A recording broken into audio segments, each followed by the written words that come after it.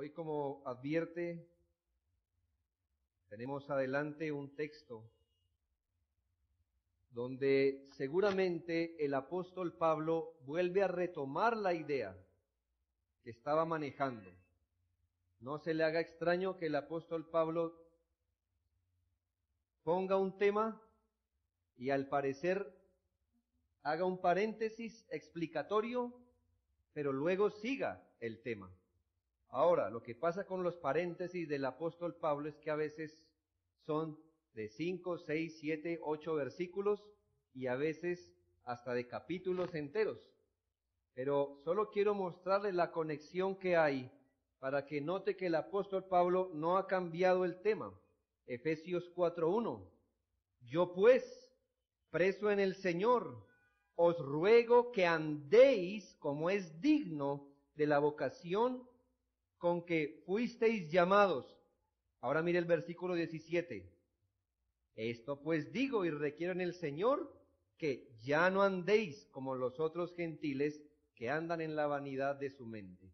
Si notó la conexión que hay, el apóstol Pablo está diciendo, queridos hermanos, ya que ustedes son de Cristo, les ruego que anden como es acorde al llamado que han recibido. Y en el 17 dice, les quiero decir cómo no deben andar, como los gentiles, como los otros gentiles. Así que aquí la palabra clave está en andar. El apóstol Pablo quiere que usted y yo sepamos, como hijos de Dios, cómo debemos andar, por supuesto, cómo debemos vivir, cómo debemos comportarnos como pueblo de Dios. Por eso, esta palabra, esto pues, o ahora pues, o entonces les digo, nos está diciendo que el apóstol ahora quiere seguir con el tema que dejó planteado en el versículo 1. Su paréntesis no fue caprichoso. Él solo quería que entendiéramos lo siguiente. Yo quiero que ustedes anden como es digno, con toda humildad, mansedumbre. Yo quiero que ustedes sepan que Dios les ha dado herramientas para andar como es digno. ¿Cuáles son las herramientas? Los dones que Cristo ha dado a la iglesia. Mire que Dios está promoviendo su edificación. Dios ha hecho mucho para que ustedes puedan andar como es digno con estos dones que los ayudan a edificarse como pueblo de Cristo. Bueno, ahora sí sigamos hablando. Quiero que sepa cómo ustedes deben andar como cristianos. Lo segundo que quiero que advierta antes de iniciar es la solemnidad de la exhortación. También lo habíamos visto en el versículo 1. Mire la herramienta que usa él para que nuestra atención sea llamada y sacudida. En el versículo 1 dijo, hermanos, yo estoy preso en el Señor y les ruego que anden como es digno. Está diciendo, hermanos, yo soy un preso en el Señor. Yo estoy preso aquí por el Señor Jesucristo. Así que les puedo rogar, hermanos, que anden como es digno, porque por andar como es digno, yo estoy preso. Así que mire cómo Él amarra nuestras conciencias para que las palabras que dice no las tomemos como a la ligera. Pero ahora note lo que hace en el versículo 17. Esto pues digo y requiero en el Señor. Aquí ya no se pone él, sino que invoca a Cristo como testigo de lo que va a decir. La palabra requiero, traducida en nuestras Biblias como requiero, es la palabra que en otros lugares es traducida como testifico. Así que él está diciendo algo como esto. Hermanos, lo que les voy a decir, lo testifico delante de Cristo. Llamo a Cristo en medio y lo pongo como testigo de lo que les voy a decir. Así que es muy solemne, hermanos. ¿Quién de ustedes no atendería a las palabras siguientes? Si alguien le dice, hermano, quiero decirle algo, poniendo a Dios como testigo de lo que le voy a decir. Entonces, ¿usted qué haría? Esto viene con fuerza, esto viene con fuerza. Es lo que el apóstol Pablo quiere que sepamos. No solo que él está preso por andar como es digno del Evangelio, sino que, hermanos, esto que va a decir tiene un gran sentido. Que ya no andéis como los otros gentiles que andan de acuerdo a la vanidad de su mente. Este es un encargo. Ya no más, hermanos. Esto les quiero encargar, que ya no más. Ya estuvo bien andar como los otros gentiles, ahora deben andar como hombres nuevos. Y lo tercero que quiero que usted mire antes de iniciar el tema es cómo se resalta el privilegio de nuestra nueva posición en Cristo. Es un privilegio ser exhortados por Dios a ser santos. ¿Y por qué es un privilegio? Porque esta exhortación que se le da a la iglesia fue una exhortación que Dios le dio exclusivamente al pueblo judío en el Antiguo Testamento. Note ahora en Deuteronomio capítulo 6, es el quinto libro de la Biblia, por lo que usted lo va a ubicar muy fácilmente. Deuteronomio capítulo 6. Note usted las palabras solemnes y tiernas y amorosas que el Señor le dirige al pueblo judío cuando Dios estaba usando al pueblo judío para desarrollar sus planes. Deuteronomio 7:6. Porque tú eres pueblo santo para Jehová tu Dios. Jehová tu Dios te ha escogido para hacerle un pueblo especial, más que todos los pueblos que están sobre la tierra. ¿No le parece especial que Dios se dirija a un pueblo diciéndole, yo quiero que ustedes sean un pueblo especial más que todos los pueblos de la tierra? ¿Y qué es ser un pueblo especial? Ser un pueblo santo, apartado por Dios. Ese era el privilegio del pueblo judío en el Antiguo Testamento. Pero mire lo que dice Deuteronomio 14. Siga adelante. Ahí mismo, Deuteronomio 14, versículo 2. Deuteronomio 14:2. Porque eres pueblo santo a Jehová tu Dios, y Jehová te ha escogido para que le seas un pueblo único de entre todos los pueblos que están sobre la tierra. Imagínese la solemnidad del llamado que Dios le hacía al pueblo judío, cuando el pueblo judío era usado por Dios para desarrollar sus planes. Hermanos, ahora encontrar en el Nuevo Testamento que ese llamado no se le hace a los judíos, sino que ese mismo llamado se le está haciendo a la iglesia. Escuche bien, esto pues digo y requiero en el Señor, que ya no andéis como los otros gentiles. ¿Qué ve usted detrás de esa frase? Yo veo detrás de esa frase como, ustedes no pueden vivir como ellos porque ustedes son un pueblo especial. Les he llamado a ser un pueblo único por sobre los demás pueblos de la tierra. Por supuesto que no tome esto como un sentimentalismo, como, ay, soy especial para Dios.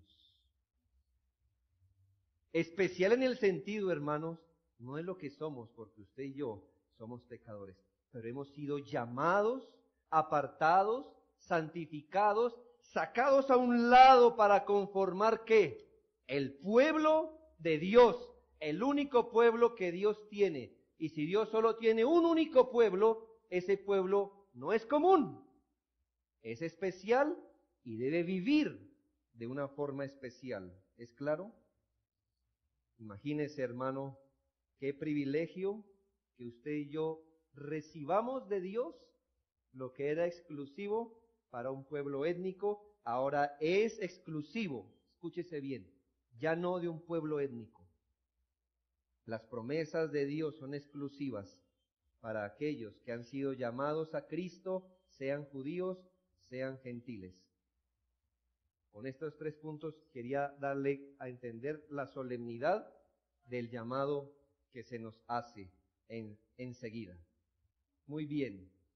Lo primero que vamos a ver si la exhortación es, hermanos, no anden como los otros gentiles. Si esa es la exhortación de esta mañana, si eso es lo que Dios quiere imprimir en nuestra mente, que los cristianos no podemos vivir como los que no son cristianos, la primera pregunta que surge es, ¿cómo viven los gentiles? ¿Cómo viven los que no conocen a Cristo? ¿Cuál es la característica de los que viven sin Cristo? ¿Para qué? ¿Para qué tenemos que saber cómo viven los gentiles? Justamente para que al saberlo, no vivamos como ellos. Me afana algo. Hablar, por ejemplo, a un no creyente. Entonces usted escucha al no creyente. Preguntémosle, el viernes hacíamos un ejercicio con las damas, pero preguntémosle a un no creyente, bien, quiero escucharte, ¿cuál es tu proyecto de vida? ¿Tu proyecto de vida cuál es? ¿Qué nos va a decir él? No, pues, trabajar, ahorrar, quizá yo el día de mañana tenga dinero para darle una educación a mis hijos de la buena, tú sabes, pastor. Tener una finquita, ¿verdad? Descansar allí, mis marranitos, mis huertas, mis cosas. Ojalá pueda pensionarme antes de tiempo, por supuesto. ¿Para qué? Para ya no trabajar más. Usted escucha a un no creyente tener ese proyecto de vida, ¿ve? Y ahora tú escuchas a un cristiano y le dices, bien, ¿cuál es tu proyecto de vida? Y él dice, verá, pastor, ahorrar para, usted sabe, la educación de los hijos, tener una finquita con los marranitos. Cuando usted escucha eso, ¿usted qué piensa? ¿Quién de los dos equivocó su vocación? El no creyente está enamorado de esta vida y le quiere sacar todo el jugo a esta vida porque es lo único que ve. Y usted no esperaría que un creyente pensara así. Usted no esperaría que un creyente tuviera un llamado tan bajo y temporal y egoísta. ¿Usted qué esperaría de un creyente que le dijera, he planeado para mi vida la manera de ser más útil para el reino de Dios? Quiero servir al Señor, quiero sacrificarme por mis hermanos, quiero ser más santo. A eso le apunto. ¿Me hago entender? Es tan importante que usted y yo conozcamos cómo viven los gentiles, no por la experiencia, por supuesto, pero con lo que nos dice la Biblia, para que detestemos ese tipo de vida y vivamos, hermanos, de acuerdo a la vocación con que fuimos llamados. ¿Cómo viven los gentiles y por lo cual cómo no deberíamos vivir nosotros? Es obvio que la palabra de Dios nos exhorta a andar de una forma particular. Ahí mismo en Efesios capítulo 5, versículo 2, por ejemplo, mire cómo anda un creyente, andad en amor, como también Cristo nos amó y se entregó a sí mismo, versículo 8, porque en otro tiempo erais tinieblas, mas ahora sois luz en el Señor, andad como es digno, versículo 15, mirad pues con diligencia cómo andéis. Así que sí, la Biblia nos está diciendo, yo estoy muy interesado en que ustedes anden o vivan de una forma particular. De una forma particular como deben andar los cristianos, los hijos de Dios. Y el trasfondo de lo que el apóstol Pablo usa para describir cómo viven los otros gentiles, seguramente es el trasfondo que usted conoce en Romanos 1. ¿Sabe que Romanos 1 es uno de los versículos más duros o los textos más duros de la Biblia? Porque ahí empieza con un texto diciendo, porque los hombres no tuvieron en cuenta a Dios. Y después de eso, hermano, después de eso, es uno de los versículos más duros que describen lo que puede hacer un hombre o una cultura o una generación después de que corrió a Dios de allí. Este texto, hermano, es como un eco de Romanos 1. Por ejemplo, dice la Biblia, los gentiles, versículo 17, que andan en la vanidad de su mente. Aquí la palabra vanidad no es sinónimo de prestarle atención exagerada a su apariencia personal. La palabra vanidad aquí es algo vano, es algo inútil. De manera que el apóstol Pablo nos está diciendo, los gentiles viven basándose en pensamientos inútiles que no sirven para nada. Es interesante ver que el apóstol empieza a describir la forma de vivir de los gentiles, de los otros gentiles, no en lo que hacen, sino en donde empiezan las acciones, en la mente. Ahora, mire lo que ocurre en la mente del gentil. Él anda primero en las cosas vanas de su mente. ¿Por qué?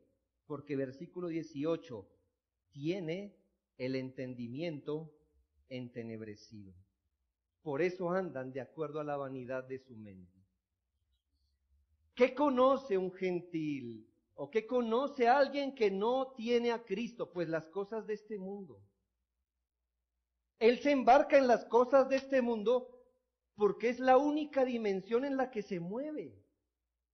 Si esta persona no tiene vida espiritual, no lo podemos poner a pensar en cosas que para él son distintas. ¿Qué es lo único que conoce? Lo que ve en sus ojos. Y entonces él se embarca en un estilo de vida particular, basado en las cosas temporales, en lo que se ve. Y eso es lo que la Biblia dice, es inútil, es vano. Con algunos hermanos bromeábamos semanas atrás diciendo, no hemos visto un entierro con trasteo. Es decir, ¿dónde quedan todas nuestras posesiones y el disfrute de ellas? Aún sus carreras, sus dineros, sus logros, ¿dónde quedan? Aquí. Por eso es vano hacer la vida alrededor de ellas. Claro, otro dijo, no, pero yo sí he visto entierros con todo adentro, como los antiguos, ¿no? Sí, pero mire cómo lo están disfrutando. Ahí quedaron, ¿no? ¿Qué ocurre, hermanos? ¿Dónde está el problema de los demás gentiles? En que su alma está oscurecida, por lo cual solo se mueven al nivel de las cosas vacías de esta vida. Todo pecado, hermanos, empieza en el alma, y el problema del que no cree en Cristo, el problema del no creyente es su alma, su condición interior. Romanos 1:21 hace eco de esta palabra, sin perder Efesios. Romanos 1:21 dice, pues habiendo conocido a Dios, no le glorificaron como a Dios, ni le dieron gracias, escuche bien, sino que se envanecieron en sus propios razonamientos. ¿Y qué ocurrió? Su necio corazón fue entenebrecido. ¿Sí? ¿Dónde empezó todo? Dejamos de lado a Dios y empieza en la mente. Y cuando Dios le deja a alguien seguir los dictados de su propia mente, su corazón queda entenebrecido, en tinieblas.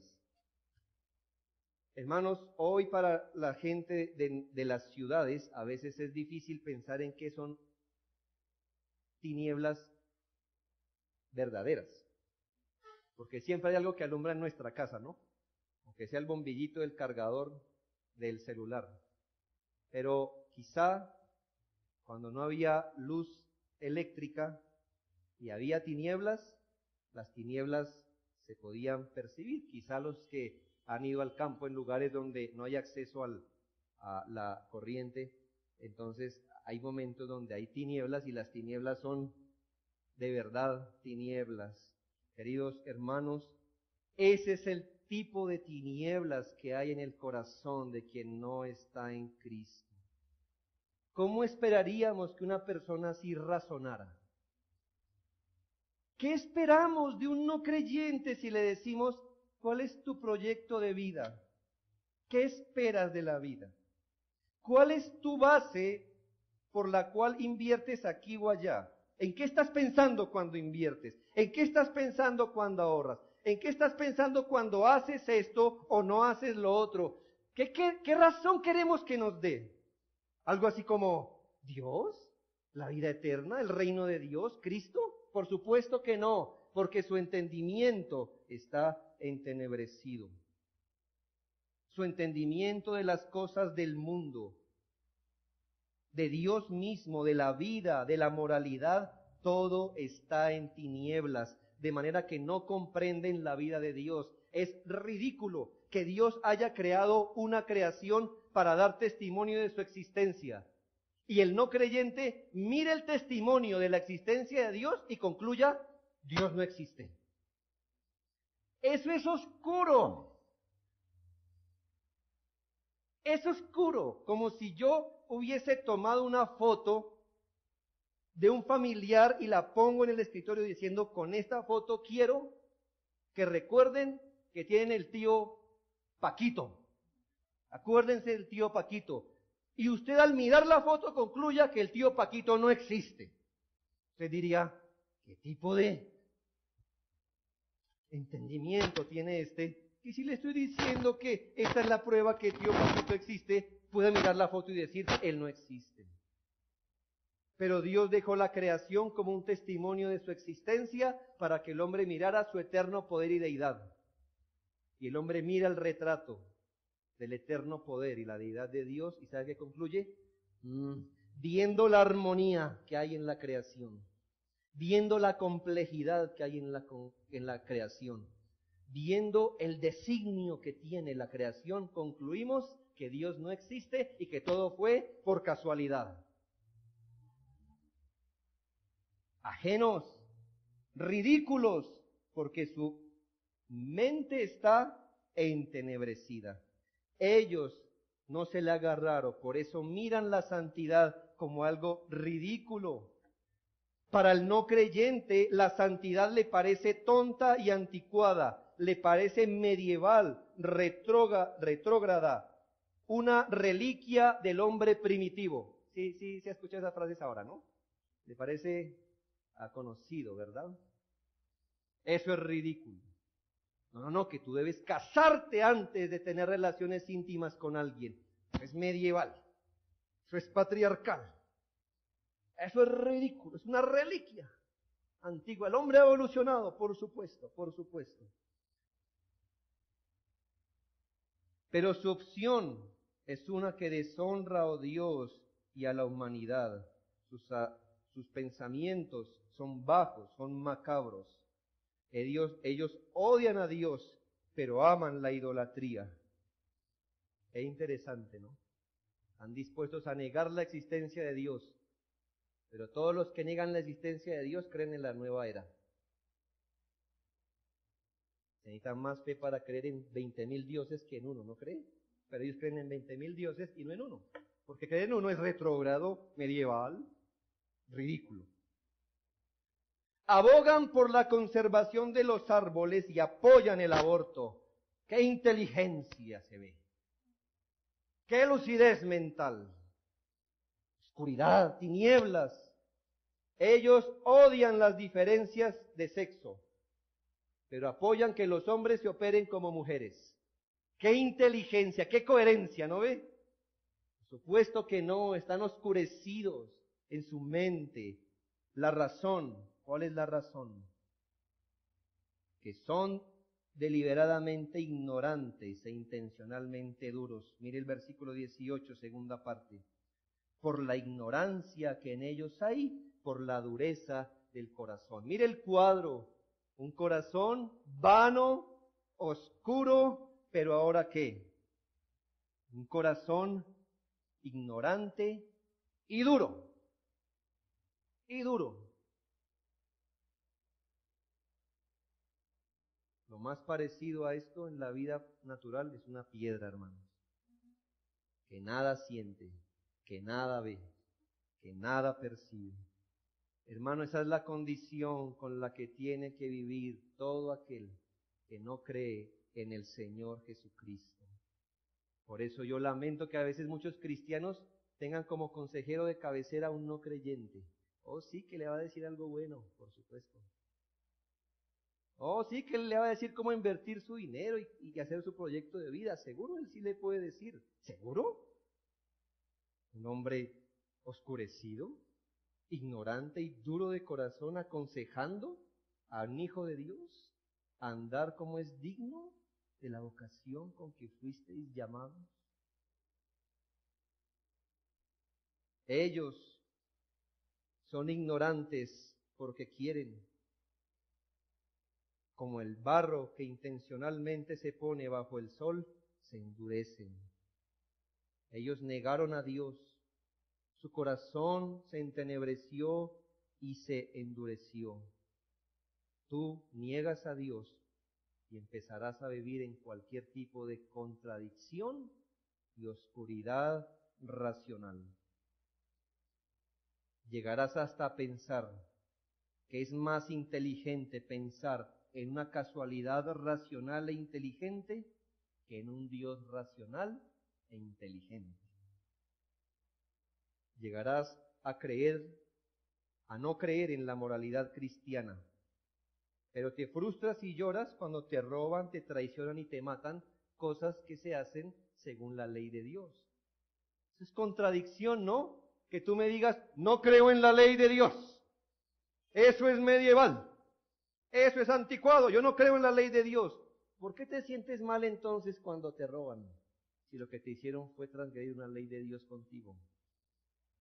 Contradicción, oscuridad, dureza.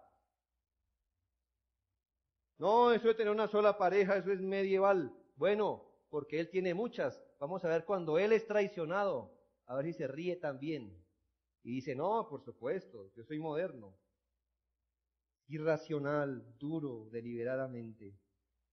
Como consecuencia, versículo 19, esto es terrible, los cuales después que perdieron toda sensibilidad.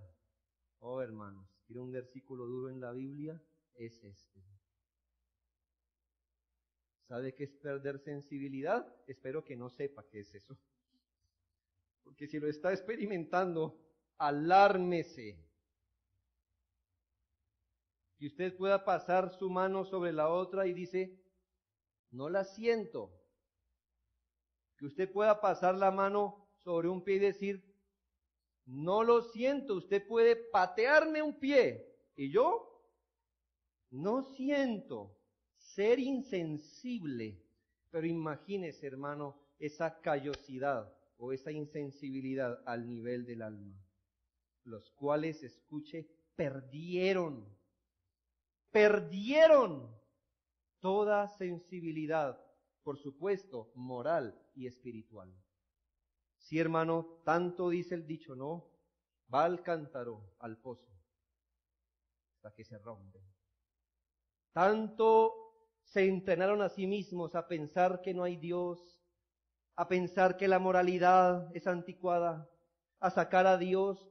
Tanto se entrenaron en la vanidad de su mente, en la oscuridad de su mente, tanto se entrenaron hasta que su conciencia se insensibilizó. Qué duro, ¿no le parece? Un versículo terrible por lo que sigue después. Los cuales, después que perdieron toda sensibilidad, se entregaron a la lascivia para cometer con avidez toda clase de impurezas. Hermano, y lo que nos dice este texto inspirado por Dios es que la primer cosa que surge de un corazón oscuro e insensible es la inmoralidad sexual. Qué terrible, ¿no le parece? En otras palabras, usted comprueba qué tan oscuro es su corazón por la propensión a la inmoralidad sexual. La lascivia Es el primer fruto visible de alguien que ha perdido la sensibilidad en su alma. La tendencia a la pornografía, a la fornicación, relaciones sexuales prematrimoniales, al adulterio, relaciones sexuales fuera del matrimonio, al homosexualismo, al lesbianismo. Esas cosas son el producto visible y primero de una mente reprobada y oscura que Dios ha abandonado a su propio pecado, a la propia vanidad de su mente. Así que, queridos hermanos, no es un problema de salud pública. Aquí encontramos que la inmoralidad sexual es el primer fruto amargo y venenoso de una cultura, de una persona que ha perdido toda sensibilidad espiritual. Piense en esto. ¿Ha visto una sociedad que desecha al Dios de la Biblia y no termine en aberraciones sexuales? Lo desafío a usted a que me muestre una. Que diga, producto de desechar a Dios, nos volvimos célibes. Todos. Y monógamos. Le invito a mirar las culturas antiguas, los que no tenían conocimiento de Dios. ¿Cuál era su accionar en esta área? ¿Usted está escandalizado de lo que pasa hoy? Debo decirle que en Roma el homosexualismo no era mal visto. Los emperadores eran de todo lo que usted quiera, menos morales. Eran pedófilos. ¿Usted piensa que es el único cristiano que vive una época así? No, eso ya ha pasado en Egipto, en todos los lugares. Aquí cuando los colonizadores llegaron no se encontraron con que nuestros indiecitos eran monógamos, queridos hermanos, no. Sino polígamos, hombres de muchas mujeres. Por allá culturas de África, al revés, mujeres con muchos hombres. Es la verdad, hermanos, es la verdad. ¿Qué ves hoy? Una sociedad que está poniendo a Dios al frente, pero que tenemos inmoralidad. ¿O qué ves hoy en Colombia? ¿Qué ves hoy? Leyes que sacan a Dios del camino y al mismo tiempo leyes que favorecen ¿qué? La inmoralidad sexual. El Señor no se equivoca, esto fue dado hace 2000 años. Y estamos probando como generación los frutos amargos de la gente que vive sin Dios. Piense esto, sí, la gente sin la Biblia puede llegar a abstenerse de robar. Por ahí sabemos que hoy en Holanda no hay nadie en la cárcel, que ya no roban por allá. Pueden abstenerse de matar. También. Claro, entre paréntesis, aunque no a codiciar ni odiar, que es el principio del pecado en el corazón. Pero bueno, sigamos. Pero las lujurias, en Holanda hay vitrinas donde se exhiben mujeres al público. El hombre sin Dios puede dejar de robar, matar, mentir, pero el hombre sin Dios siempre tenderá a la aberración sexual. Yo tengo que decirlo, y aunque ya lo voy a decir después del versículo 25, cuando estemos allí, quizá en el versículo 5, pero yo debo decir, queridos hermanos, amigos, la voluntad de Dios para la sexualidad es que solo tocas a un hombre o a una mujer después que te casas. Cualquier expresión de la sexualidad antes de eso es pecaminosidad. Es pecado y por esas cosas la ira de Dios se derrama sobre el desobediente. Por esas cosas. No es un juego. Vivir en unión libre no es un juego. Si depende de ti, cristiano, no es un juego. Es fornicación. No es un juego. Mantener una relación ilícita con alguien que no sea tu esposo o tu esposa. No es un juego la pornografía. No es un juego las novelas de doble sentido. No es un juego los chistes de contenido sexual. No es un juego. Es el primer fruto de un entendimiento entenebrecido. Si tú te gozas en ello, no estás andando como cristiano. Nos estás mostrando que eres lo contrario. Lo contrario.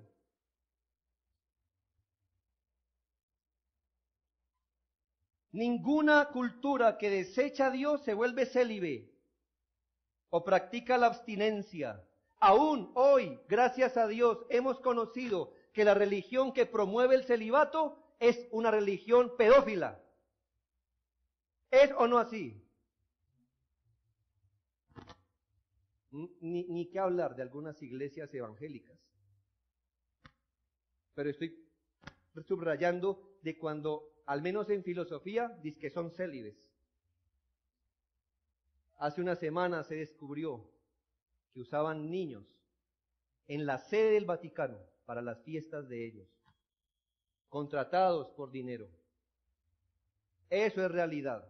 Y que usted conocía los hijos del cura de su pueblo, seguramente. Hoy la historia nos ha mostrado que esto es así. Dios odia el adulterio, Dios odia la fornicación, la pornografía, Dios odia. Y esas cosas las practica la gente que odia a Dios. Usted no me diga, no, yo amo a Dios, pero yo practico esto, pero yo amo a Dios. Al Dios de su propia imaginación, amigo. Porque el Dios de la Biblia odia eso y manda a la gente a la condenación por eso. Y ha destruido culturas y ciudades por eso, como Sodoma y Gomorra. Ese es el producto final de la ignorancia. Mira nuestra cultura alejada de Dios, desde los políticos hasta los niños en las escuelas. Una cultura del sexo directamente proporcional al alejamiento de esta cultura de Dios. Querido papá, usted como cristiano puede llegar a ser disciplinado por esta iglesia si su hijo escucha reggaetón o ve con su aprobación. No me he enterado de ningún caso.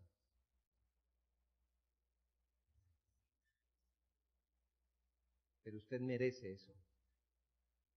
Si usted abre la puerta a que su hijo escuche pornografía, si no es que la ve en los videos. El reggaetón no es solo malo porque eso no es música. Ya teníamos algo terrible porque eso ya no es música. Eso es un ruido, no es música. Música en los pentagramas, hermanos. Pero bueno, no es mi problema eso. Mi problema es que haya papás dejándole a que a su hijo escuche de perreo y estas cosas que desafían a Dios. Eso no es un juego. Si tú permites a tu hijo ver eso, ver novelas, ver películas de ese contenido, Deadpool, ¿no? El superhéroe chistoso, pornográfico también es. Si tú permites ver eso en tu casa, tú has pecado contra Dios. Y no me digas que tú estás aprobando, porque así no andan los cristianos, los hijos de Dios. No puedes tú ver ni deleitarte, ni permitir que tus hijos se deleiten en contenidos que van en contra de Dios como viven los gentiles. Ah, es que eso es medieval. Prefiero ser un medieval que va al cielo y un moderno que va al infierno. Y prefiérelo tú. Si tu hijo se va a contaminar, que tenga que saltar por sobre ti y mentirte en tu cara, pero no con tu aprobación. ¿No ha meditado por qué la mayoría de los libres pensadores, o los que se denominan libres pensadores, los intelectuales de nuestra nación, son homosexuales? Sí, esa gente que son analistas, los librepensadores. ¿Por qué todos son, o la mayoría son homosexuales? Porque empiezan a razonar ellos mismos. sus propios razonamientos. Su negro corazón es entenebrecido y luego se entregan a la lascivia para cometer con avidez toda clase de impureza, cosas que la misma Biblia dice, hermanos, ni hablemos de eso porque vergonzoso es hablar de lo que ellos hacen en secreto. Eso ni siquiera nos queda bien hablarlo. Horrible lo que hacen. Y no solo cometen hechos vergonzosos, dice, cometen con avidez, cometen con lujuria, con avaricia, con codicia los hechos, los actos lujuriosos.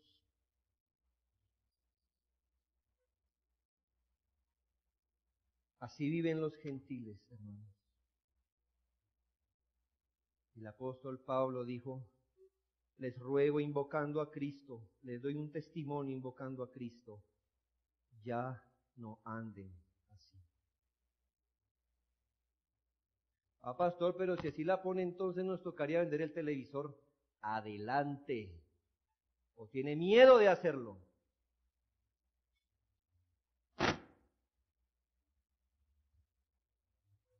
¿No tiene dominio propio? Mejor venda eso.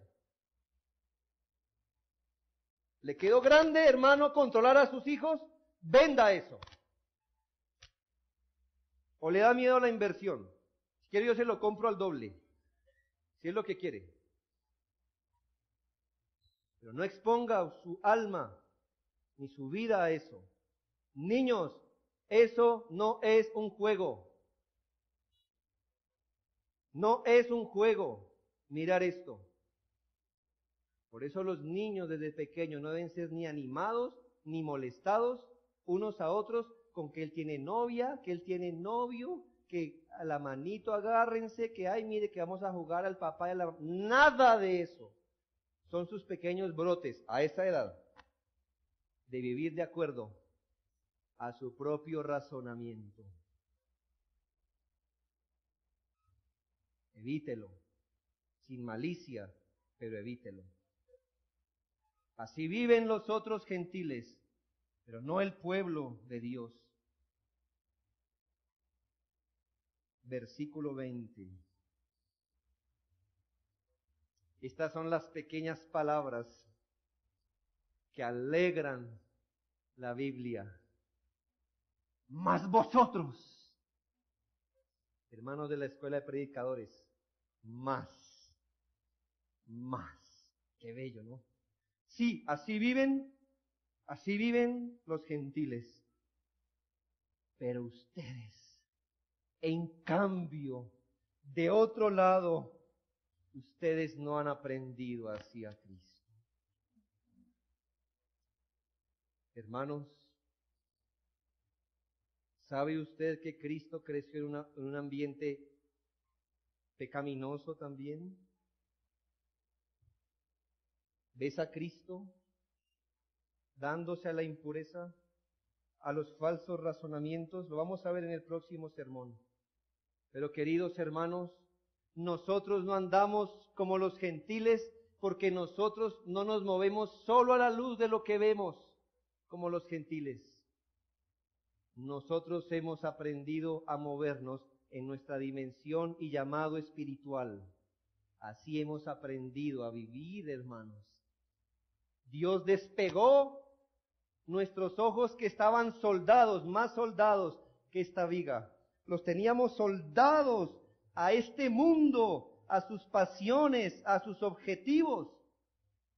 Pero dice el apóstol, así no has aprendido a Cristo. Recuerda que eres salvo por gracia, mediante la fe. Recuerda que eres una nueva criatura. Recuerda que ahora eres hijo de Dios. Recuerda que Dios está promoviendo tu santificación. Recuérdalo. Vive de acuerdo a tu nueva realidad, como hijo de Dios, como nueva criatura. Vive así, porque para eso fuiste llamado. Ahora no te mueves en la dimensión horizontal de las cosas. Ahora sabes que eres sido llamado por Dios. Y el Señor te llama a una vida en santidad. Sed santos. Sed santos. Como yo soy santo, es nuestro privilegio hacerlo, queridos hermanos. Que el Señor nos ayude a examinar nuestras vidas y a darle muerte a la impureza, cualquiera que sea el proceso donde vaya.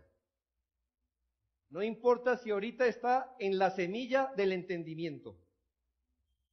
Ya supo que eso no se queda ahí, ¿no?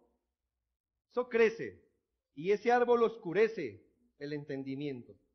Y cuando el entendimiento se oscurece, la conciencia se vuelve insensible.